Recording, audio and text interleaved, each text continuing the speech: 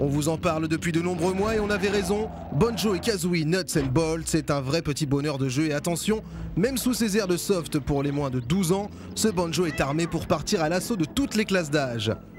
Pour les incultes, honte sur vous! Et petit résumé des faits. Nous sommes en 1998, il y a pile 10 ans, Banjo-Kazooie sur Nintendo 64 est un jeu de plateforme dans lequel vous dirigez un couple composé d'un ours brun et d'un drôle d'oiseau. Pour nombre de joueurs, ce fut l'un des summums de l'histoire du jeu vidéo, bien supérieur à ce qui se faisait de mieux à l'époque, mais mieux qu'un certain Mario 64, c'est dire. En 2001, Banjo et Tooie ont pris la relève avec brio et depuis, plus rien. Désespérément, rien.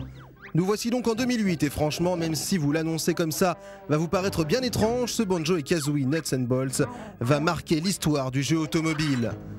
On vous résume ça vite fait, un univers central et plein de petits univers où vous gagnez des défis. Par exemple ici, faire tomber toutes les pièces du plateau central le plus vite possible.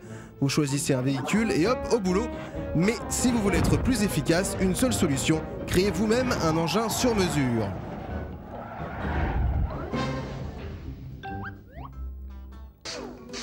Et c'est ça l'immense force de ce Banjo version 2008, construire des milliers de véhicules plus délirants les uns que les autres. La seule limite, c'est votre imagination. Pour le défi qui nous est proposé, on crée une structure assez lourde. Pour pouvoir bouger les grosses pièces, on pose 2 gros moteurs et 2 gros réservoirs et surtout, comme petit gadget, on s'équipe de tampons de train et 4 roues à fort pouvoir d'adhérence. 2 sièges pour terminer notre répartition des masses. Hop, on repart à l'assaut du défi.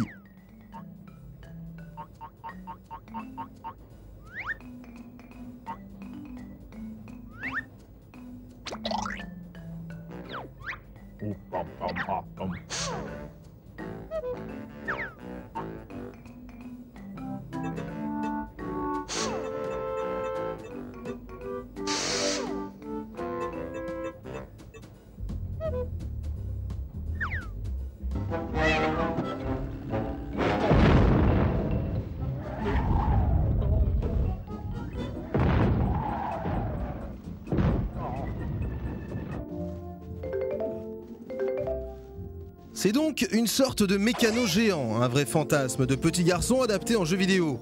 Car en dehors du but principal du jeu qui est de ramasser des pièces de puzzle, le but est aussi de mettre la main sur des caisses vous permettant de découvrir de nouvelles pièces.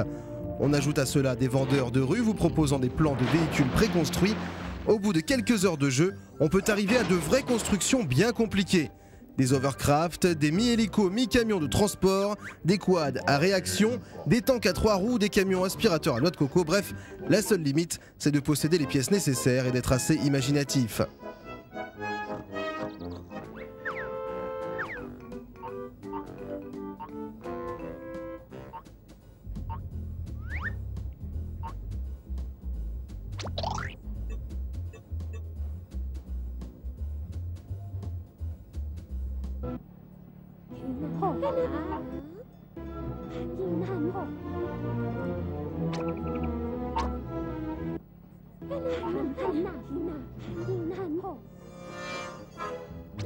On ajoute à tout ça que franchement, que ce soit en aérodynamisme, en répartition des masses ou en comportement routier, les modèles sont vraiment réalistes.